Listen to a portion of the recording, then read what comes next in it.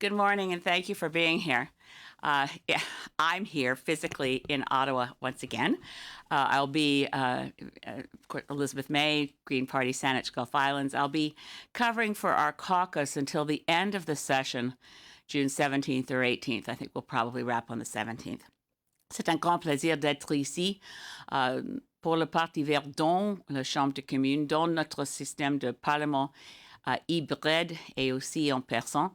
Parce que pour moi-même, je suis pour les prochaines quelques semaines la représentative du Parti vert en personne avec mes collègues qui vont participer avec le Zoom de leur circumscription. So I wanted to speak this morning. I spoke to the matter yesterday afternoon, of course, in the House in response to the Prime Minister's speech about racism and violence and what we're seeing take place in the United States. And of course, we reflected on anti-Black racism that continues within Canada. We also know that Indigenous people in Canada face racism on a daily basis. Dale Culver's murder in 2017 has now been acknowledged for what it was, murder, and there will be criminal charges against the RCMP officers who were involved.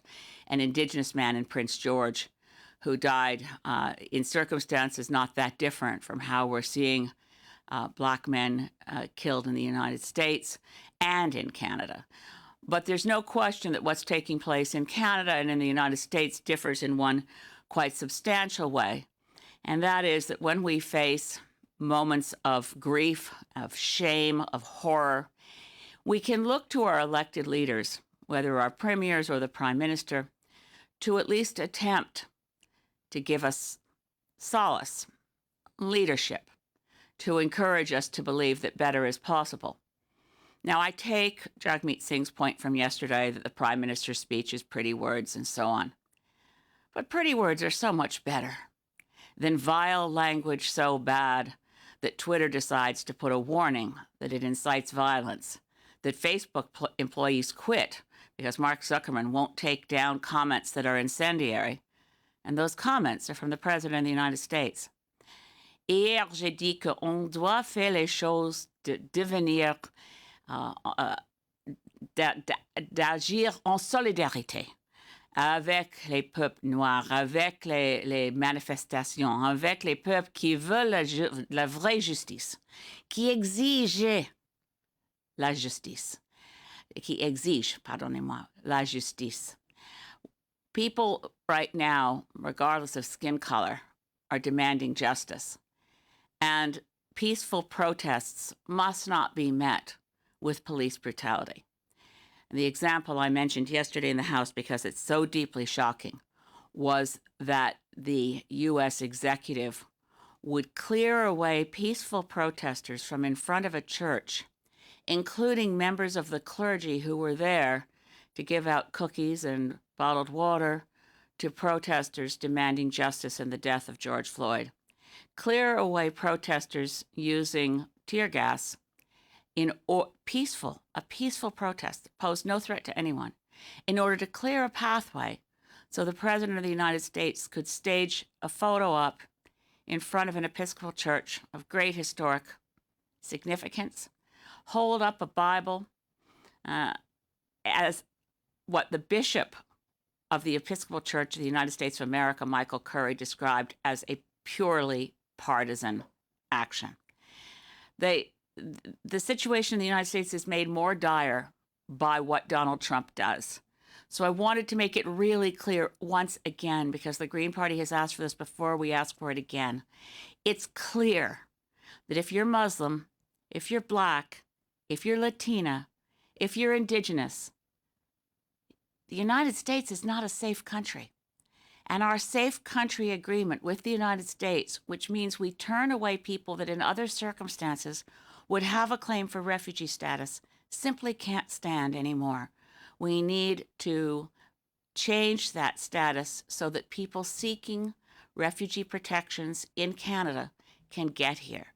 So I once again call on the Prime Minister and the Minister of Immigration and the Minister of Foreign Affairs to explain that under the circumstances in this pandemic, as long as people who come across our border meet our COVID-19 public safety rules, we must not turn them away because Donald Trump has made the United States no longer safe.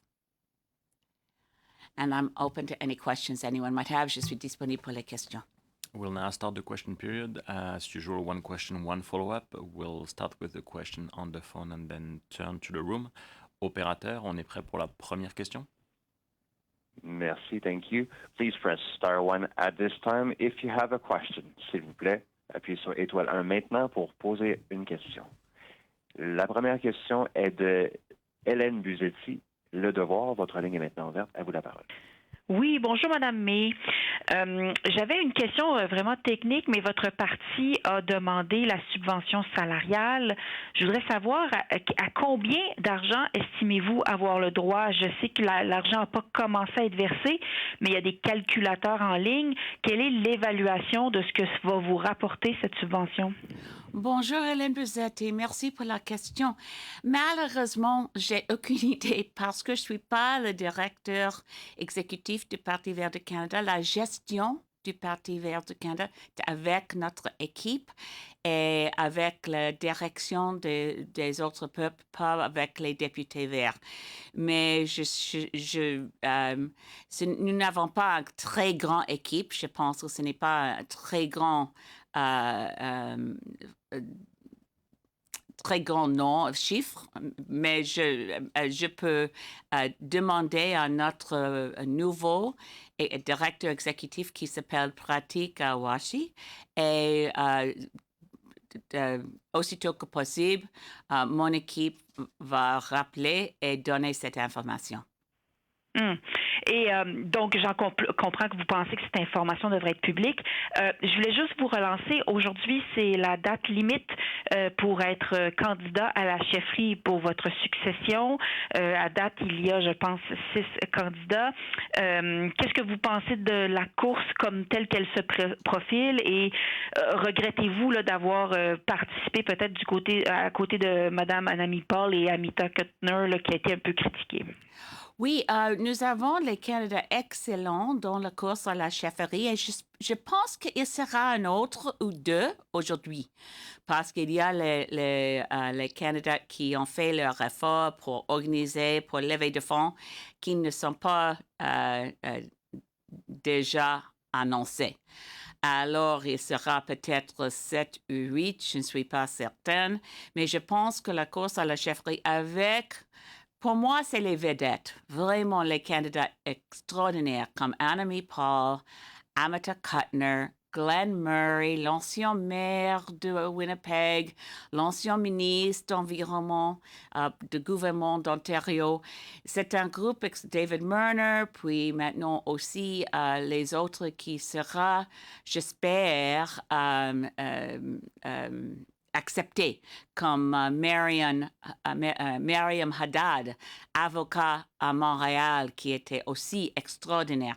Il y a les gens très forts dans cette course à la chefferie et nous avons maintenant le période de campagne et le processus de vote va commencer au mois de septembre. C'est difficile, évidemment, dans une pandémie, d'avoir une course à la chefferie, mais je suis certaine que notre course à la chefferie sera tellement plus intéressant de laquelle des conservateurs.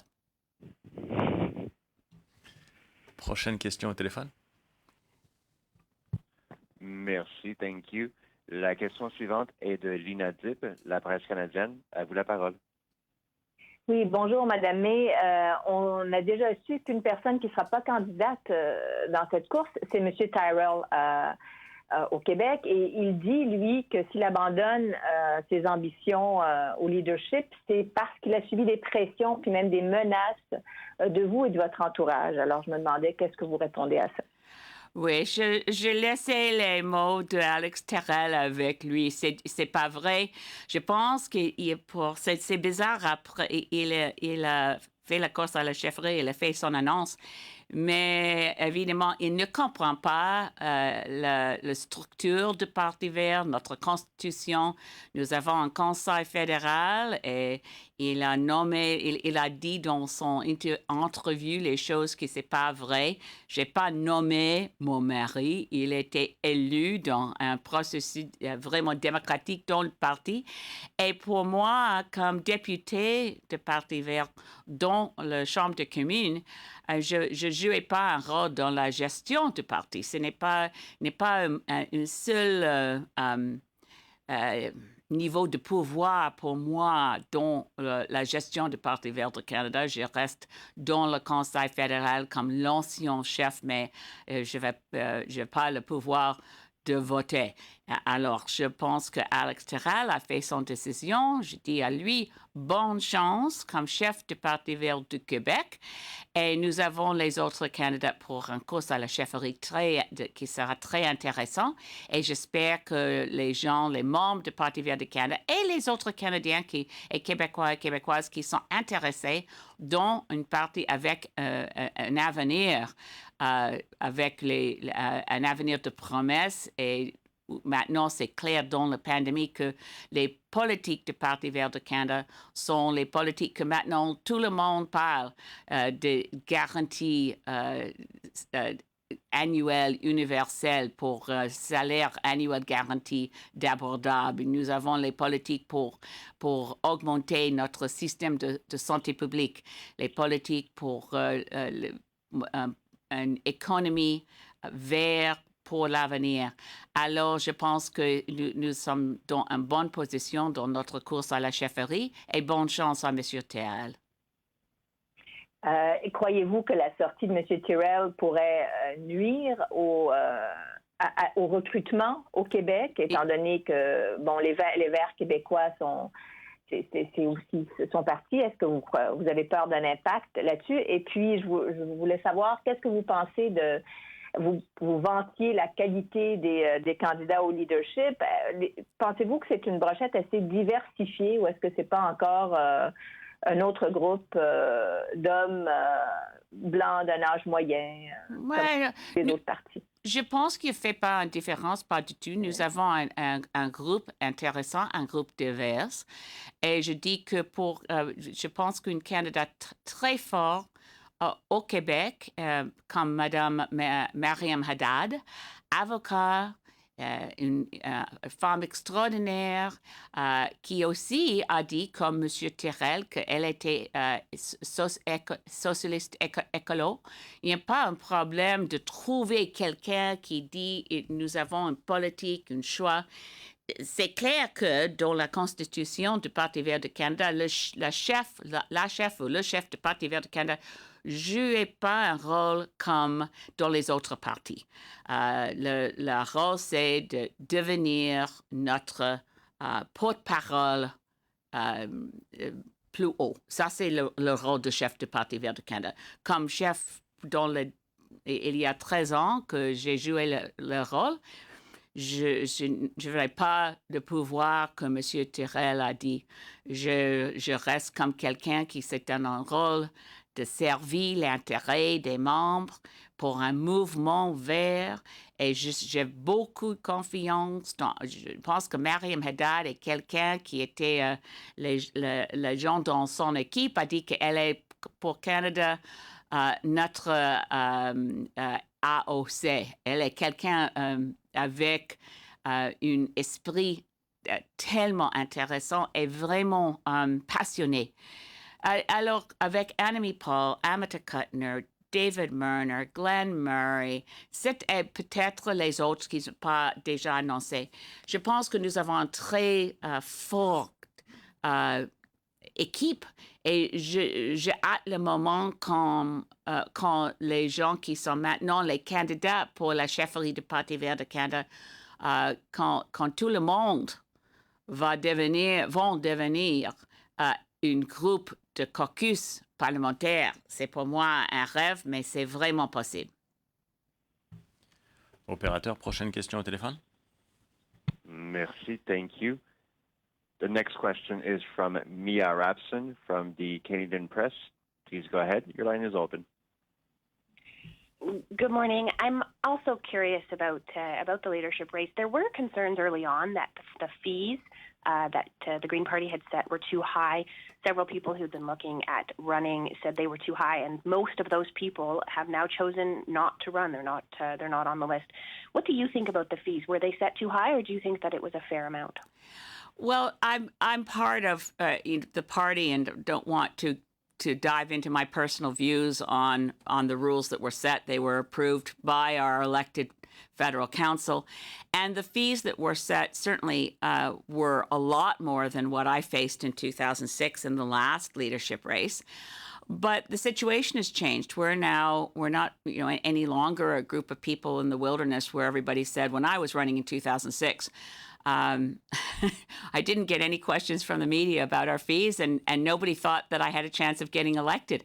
So everything's changed for the Green Party since 2011.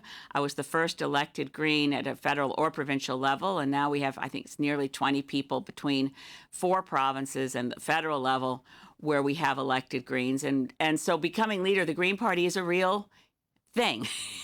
And if you can't raise the money to compete in a leadership race for a party that has an elected caucus sitting in Parliament, then it did winnow it out. But we did change the rules in the face of COVID-19. So initially, anyone whose name was to appear on the ballot in early September would have to have raised $50,000 just to pay to the party as a non-refundable commitment that you're running for leader.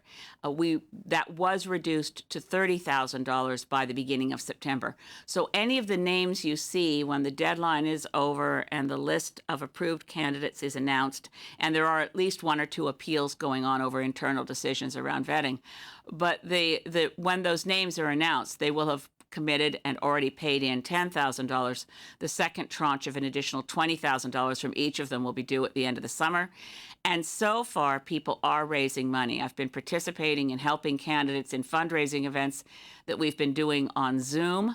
And it seems that, yes, indeed, our membership, and by the way, anyone can join the Green Party for $10 to vote for the person that you think would be the next best leader of the Green Party of Canada.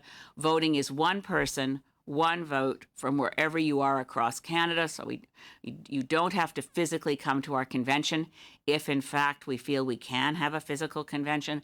I think it's unlikely at this point that we'll be physically gathering in Prince Edward Island in the first weekend of October. But so far, the people who are serious have not been having trouble raising the money. And I'm also you mentioned the committee vetting or sort of reviewing the appeals. There was also a lot of criticism that process is very secretive. There's not a lot of information about what is going into making those decisions, and that the candidates aren't getting a lot of information about why they were or were not approved. Can you speak to that, please? Yes, I'm really glad you asked that question. Thank you, Mia Rabson. The candidates are given all the information if they choose to contest the decision. There's nothing about that that's been. I haven't seen the dossiers myself, nor have the council members. The council will be ratifying any decisions that are made, but there's an appeal process. As soon as a candidate appeals, they're given all the information, and they have a right to speak to it. It contrasts quite sharply. I saw some social media content comparing how Paul Manley was treated by the New Democrats. This wasn't, of course, a leadership race, but when he wanted to run as a candidate in the seat he now holds in Nanaimo Ladysmith, he was denied the right to run, and he was never told why. And the leadership of the NDP and the circle around the leader at the time hinted darkly that there were things about Paul Manley they couldn't share, but they were sure it would all come out eventually. But he couldn't run for them. He wasn't up to snuff. They wouldn't let him run in Nanaimo Ladysmith. They never told him why. They gave him no information. But they actually, I think, risked damaging his reputation by hinting darkly that there was something. Well, it's at the discretion of any of the candidates. Right now we have 2 who faced an initial turn down to their applications. The process for the candidates, I think, is full and fair to have all the information and have their opportunity for appeal. So I think the processes will hold up to scrutiny as being fair and transparent. We'll now turn to the room. Mackenzie? Hi, Ms. May. Mackenzie Gray from CTV News. In your early remarks, you were quite forceful in your rebuke of President Trump and how he's handled the protests so far. Yesterday, when given opportunities, Ms. Freeland and Mr. Trudeau didn't reference Mr. Trump by name and were somewhat muted in their criticism of the president. Do you think that they should be more forceful and name him specifically for how things have gone over the last week and a half?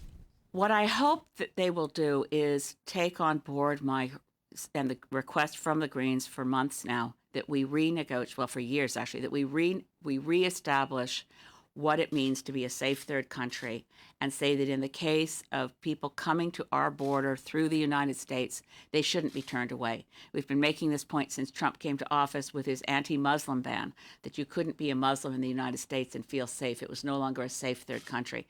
Particularly now, it's not a safe third country. I want to give the Prime Minister and Deputy Prime Minister the space to navigate how they deal with the Trump White House.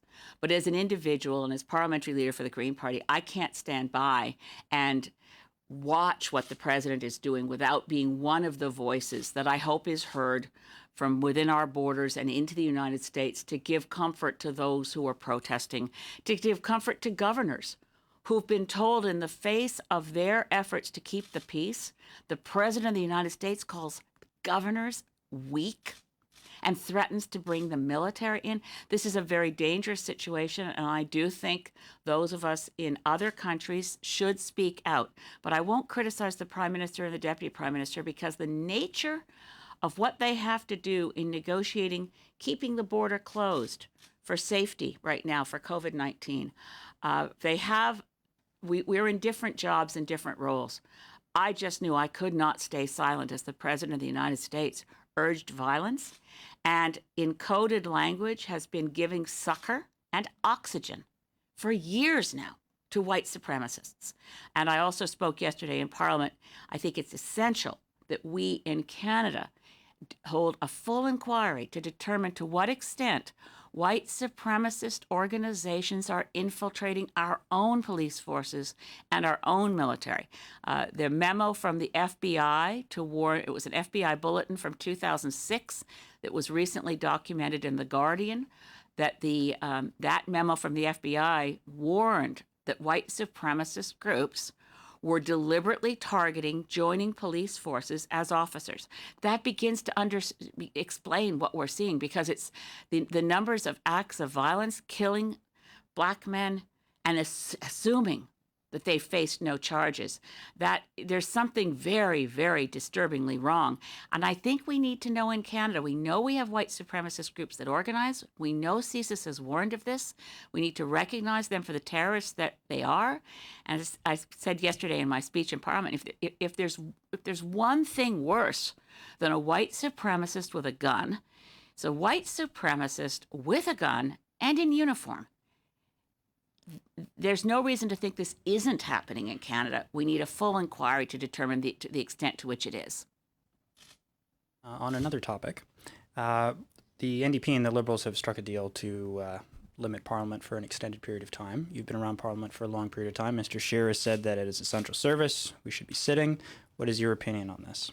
Oh, my opinion of Mr. Scheer is that he has a remarkably short memory, because I don't recall him having any problem with Stephen Harper proroguing Parliament. We didn't have standing committees meeting on Zoom. We had nothing. And it was I'll remind Mr. Scheer the comparisons. We were in an international global emergency. It was a financial crisis in 2008. And Mr. Harper decided to shut down Parliament because there was a vote he was going to lose, which would have ousted him from power. It was unprecedented in Westminster parliamentary democracies and throughout the Commonwealth. The only last time it had happened was Sir John A. Macdonald on the Pacific scandal. And Mr. Harper also only enjoyed a minority. So my view is, yes, Parliament is essential. Yes, it is. But it is not an essential service in the way that Mr. Scheer thinks, that we must gather here in larger numbers. As soon as we start dealing with controversial legislation, which we must do, and gather in larger numbers, we create a public health threat, not just to ourselves as MPs, but to everyone with whom we come in contact. And if we are traveling Ottawa back to I'm now here, as I mentioned at the beginning, for a 3-week stretch. I'm not going to go home to my riding on a weekend. The trip is, frankly, very stressful, very difficult and takes twice as long as it used to. And I don't want to be a threat to my community. So when I get home to Sydney on Vancouver Island, where we have a very low rate of COVID-19, I'm going to spend a 2-week self-isolation. My colleague, Jenica Atwin, who did the last shift, has gone home to New Brunswick for 2-week isolation. Mr. Scheer is living on some other planet if he doesn't think that COVID-19 is a reason that we can't meet in person in Parliament. Now, I do agree, and I agree with my friend Michael Chong, who's also conservative, who said we really need to find ways to be really able to function as Parliament, not just as a COVID-19 committee when we gather. So, and I do like the hybrid Parliament. I recommended it to the Committee on Procedure and House Affairs. I wrote a brief to the committee to urge that we adopt a hybrid Parliament. But my second part of that brief is, and we need to figure out how do we vote virtually. And I was so pleased that yesterday Speaker Anthony Rota said we have no technical difficulty in anticipating the day when members of Parliament can vote on bills, but at a distance. Once we've solved that problem, I mean, I do disagree with the Speaker that he said he doesn't think we'll see this anytime soon. I think we must see it soon because there's legislation we have to deal with that can't be dealt with by unanimous consent. We need to see pharmacare legislation. We need to move forward on it. We need to see the legislation for 5-year accountability periods to get to carbon neutrality by 2050. We need a new climate target. All of those things. We don't need legislation for a new climate target, but we do need legislation for an accountability act. And the Standing Committee on the Environment, despite the Greens asking for the Environment Committee to be one of the committees that is meeting, none of the other parties thought that was important, so we had no support on that. So I would have had to stand alone, denying unanimous consent and stopping billions of dollars from reaching Canadians for CERB and so on in order to insist on Environment Committee being in the mix. But we do need to meet more. We need to do more of the functions of a full Parliament, but not based on Mr. Scheer's argument that we're an essential service and should all show up. That is nonsense. We need to use the tools we've got that allow us to take what we've done remarkably well. And I just want to stop for a moment to say thank you to the IT team of the House of Commons. That group has never worked so, I mean, they're always a hardworking group, but this has really tested. And our translators, all the translators who are working so hard to deal with the additional complexity of witnesses on, at a distance with bad microphones. And I know there have been workplace injuries for our translators because of the difficulty of trying to work through all the different systems that they're hearing. So merci beaucoup vers l'équipe pour l'interprétation a fait un job incroyable. Même chose pour l'équipe pour notre système de IT. Mais nous avons maintenant les prochaines étapes. On doit avoir un système pour voter. Et voter de chez nous, notre circonscription, et faire un vote sécuritaire. Once we can vote from our home ridings, there's no reason we can't take on all the functions of a full functioning Parliament, which includes studying legislation and passing legislation. Thank you very much. This concludes the press conference this morning. Merci beaucoup. Merci tout le monde qui participait au téléphone. Merci ici pour les journalistes qui sont ici ce matin. Merci à vous. Merci. Thank you very much.